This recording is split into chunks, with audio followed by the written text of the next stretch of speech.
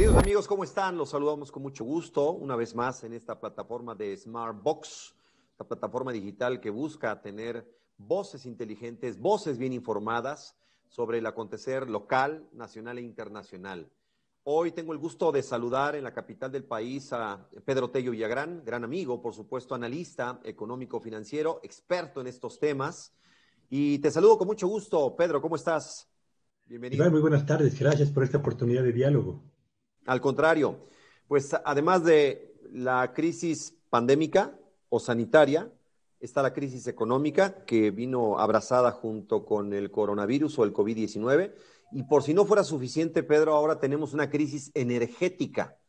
¿Dónde está parado México hoy? No solamente ante los ciudadanos, ante la población, sino ante el mundo, Pedro. Te diría que México enfrenta en el arranque de este 2021 uno de los inviernos económicos más fríos de los que tengamos registro en la historia de nuestro país. No se había articulado en tan poco tiempo la conjunción de elementos tan disruptivos, como bien lo ha señalado, a través de una emergencia sanitaria que ha puesto en jaque literalmente al sector salud mexicano y ya ha obligado a posponer el regreso a la normalidad económica por lo menos un mes en función del retraso en el Programa Nacional de Vacunación, más una crisis económica que ya venía gestándose en México aún antes de que llegara la pandemia a nuestro país, pero que terminó por agravarse y profundizar buena parte de los problemas que teníamos ya como economía arrastrando desde hace 2 o 3 años más.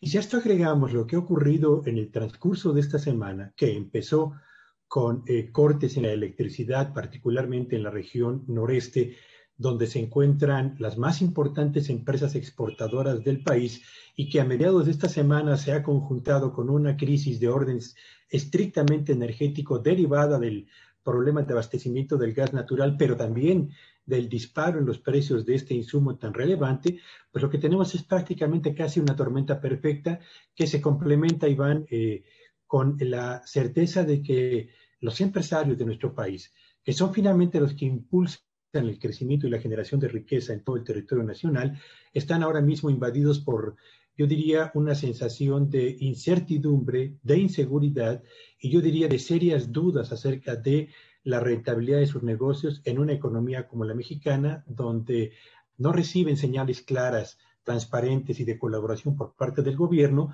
y donde el panorama mundial es cada vez más complejo y la disputa por los escasos capitales de inversión productiva va en ascenso, y lo que sin duda alguna desfavorece a una economía como la nuestra, donde las señales, lejos de promover su estímulo, lo que generan son más dudas que certezas. Que nos pega, por supuesto, no solamente dentro, sino nos pega también afuera. Es decir, México, yo no sé cómo nos vean desde el exterior los empresarios, pero deben pensarla varias veces para venir a poner sus capitales aquí.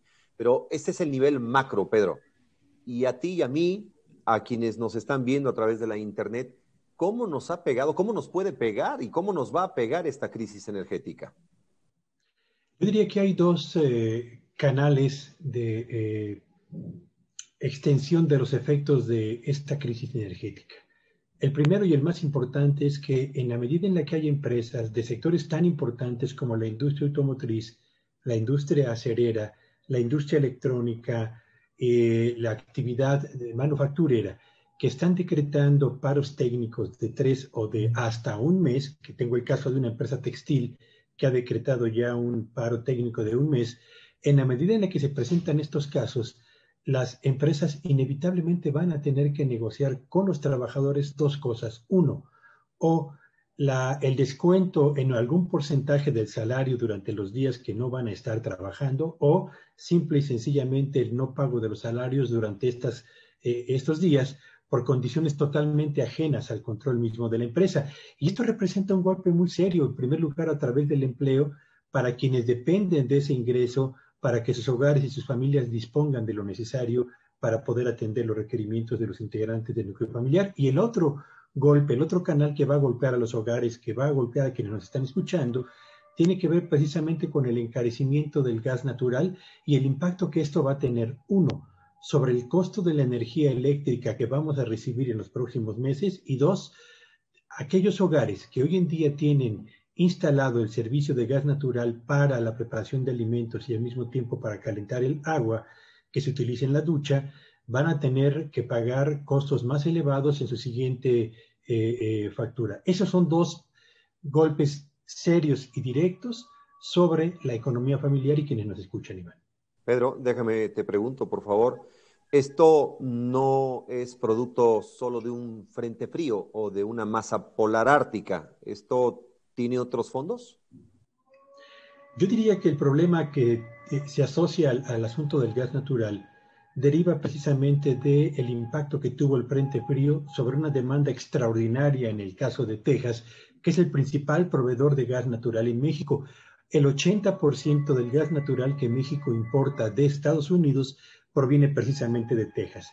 Y si Texas cierra, así sea temporalmente, las válvulas de exportación hacia la economía mexicana, eso significa, Iván Auditorio, que el 43% de todo el gas natural que se consume en el territorio mexicano, que proviene justamente de Texas, va a sufrir una interrupción súbita, afectando lo mismo a empresas del norte, de las costas, del centro y del sureste, tal y como está ocurriendo en esta situación. Entonces, estamos frente a una situación que, en el caso del gas natural, deriva exclusivamente de un problema climático, pero el resto de los factores, yo diría el manejo cuestionable de la pandemia por una parte, el retraso en el Programa Nacional de Vacunación y este clima de confrontación latente entre el gobierno federal y el sector empresarial, esa sí es responsabilidad de decisiones que se han tomado aquí en nuestro país y que tienen que ver justamente con la configuración de un panorama que, lejos de estimular a los empresarios, les genera más incertidumbre y mayores dudas. Sin ánimo, por supuesto, de generar o abonar más aún a la incertidumbre, Pedro. 2021 no nos está resultando, vamos, pero de ninguna manera mejor que el año pasado. Y mira que el año pasado fue terrible para todos. Sí, por supuesto. No olvidemos que arribamos a 2021 tras haber registrado en el año 2020 la caída más importante en la economía mexicana en más de 80 años. Cerramos 2020 con el nivel de desempleo más elevado de nuestra historia reciente y con un aumento en la población en pobreza que no tiene precedentes en la historia de nuestro país. Y agreguemos además, Iván, que parte de la clase media que en México se logró articular durante décadas de esfuerzo personal Sí. quedó prácticamente barrida debido al incremento del desempleo, al cierre de empresas y a la cantidad de personas que trabajando por su cuenta se quedaron sin fuente de ingresos debido a la caída de la economía mexicana.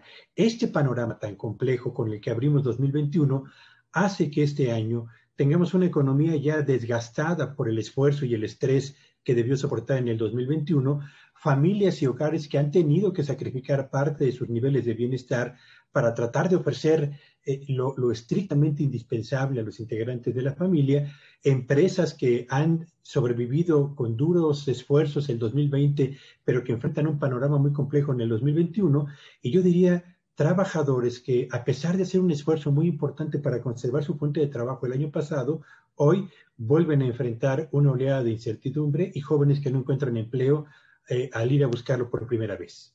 Muy bien. De manera sucinta, entonces, esto no solo golpea la macroeconomía, no solo golpea a los grandes industriales, no solo golpea a las grandes transnacionales instaladas todavía en México. Yo deseo que lleguen más, deseo, por supuesto.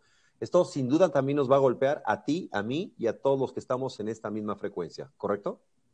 Por supuesto que sí. Empieza el primer impacto de los problemas económicos en la operación de las empresas que dejan de vender o tienen más problemas para cobrar, y eso los obliga a recortar personal, lo que traslada un problema de la economía nacional a las circunstancias de operación de una empresa y de ahí a las dificultades que la economía familiar debe enfrentar por la pérdida de ingresos parcial o total y lo que todo esto significa para las amas de casa que tienen que enfrentar cada vez crecientes dificultades, Iván, para poder administrar de la mejor manera posible el escaso ingreso familiar. Pedro Tello, Presidencia de la República, el gobierno federal está pidiéndonos a todos que nos sumemos a este esfuerzo para evitar el colapso, por supuesto, en las horas de consumo, las horas pico. Eso es lo que está pidiendo, que de 6 de la tarde a 11 de la noche tratemos de consumir lo menos posible. ¿Tú qué recomiendas ya para despedirnos? Yo diría que Es una buena oportunidad esta crisis energética para modificar nuestros hábitos de consumo, particularmente al interior del hogar. Yo creo que hay una buena cantidad de medidas que podemos emprender, Iván, y yo diría solamente tres de las más destacadas. Por favor. Generalmente creemos que apagando nuestros aparatos electrodomésticos, hablo de la televisión, hablo de la computadora, hablo del horno de microondas, dejan de consumir energía y la verdad es que no. Observen ustedes su televisor, su horno de microondas y verán que hay siempre un foquito rojo. Ese foquito rojo significa que sigue consumiéndose energía de Así manera es. pasiva. Desconéctenlos y verán que eso va a contribuir a reducir los picos en la recepción de energía eléctrica y va a convertirse junto con la racionalización o la optimización en el uso del resto de los electrodomésticos, hablo del refrigerador, hablo de la lavadora, hablo de la estufa, a consumir menos y a poder salir más rápido de esta crisis. Creo que en situaciones como esta, el trabajo de todos suma y suma para el bien de todos. Tendrá que sumar. Ve, déjame, ya sé que me he despedido de ti, pero los mexicanos tenemos que empezar a acostumbrarnos a estos apagones, en tu opinión, finalmente. Yo desearía que no, pero la verdad es que la circunstancia en la que se encuentra el sector eléctrico en este momento y la elevada dependencia del aprovisionamiento externo de gas natural sugieren que las probabilidades de que se presenten más apagones antes de que termine el primer semestre de este año son elevadas. Para evitar que esto se convierta en una realidad, me parece que tenemos que hacer en nuestro aporte, insisto, ahorrando energía y creando formas de consumo de energía mucho más racionales al interior de cada uno de los hogares, Iván.